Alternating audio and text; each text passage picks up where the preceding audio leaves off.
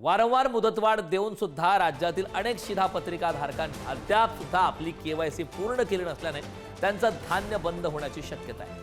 30 जूनची अंतिम मुदत उलटून गेल्यानंतर आता ही आकडेवारी समोर आली आहे, ज्यामध्ये केवळ 75.76% काम पूर्ण झाले। त्यामुळे ज्यांनी केवायसी केली नाही त्यांचं धान्य आता बंद होणार अशी शक्यता आहे। विशेष म्हणजे सर्वाधिक ई केवायसी पूर्ण करणाऱ्या जिल्ह्यात अनुक्रमे ठाणे शहर आणि कोल्हापूर जिल्ह्याचा नंबर लागला। शासनाने जी मुदत दिलेली आहे ती 30 जून 2025 पर्यंतच होते तिथे।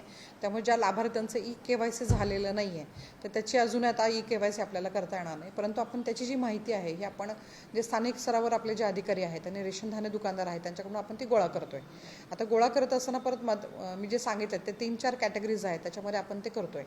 म्हणजे त्याच्यामध्ये जे मयत असतील लाभार्थी ते, त्याच्यानंतर कायमस्वरूपी स्थलांतरित आणि ज्यांचे ठसे जुळलेले नाहीत, अशा साधारणतः 3 प्रकारामध्ये आपण ही माहिती आता तालुका स्तरावर आपण ही गोळा करायचं काम सुरू आहे।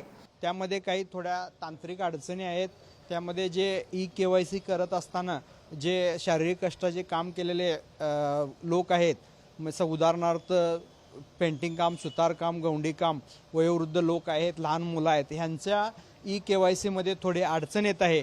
त्यामध्ये सुद्धा आम्ही शासनाला विनंती केलेली आहे की ह्यासाठी आपण काहीतरी चांगल्या पद्धतीचे आम्हाला एखादे मुदतवाढ द्यावी, आम्हाला काही वेगळ्या पद्धतीचा एखादा ऑप्शन दिला तर आम्ही ती सुद्धा ई केवायसी पूर्ण करू।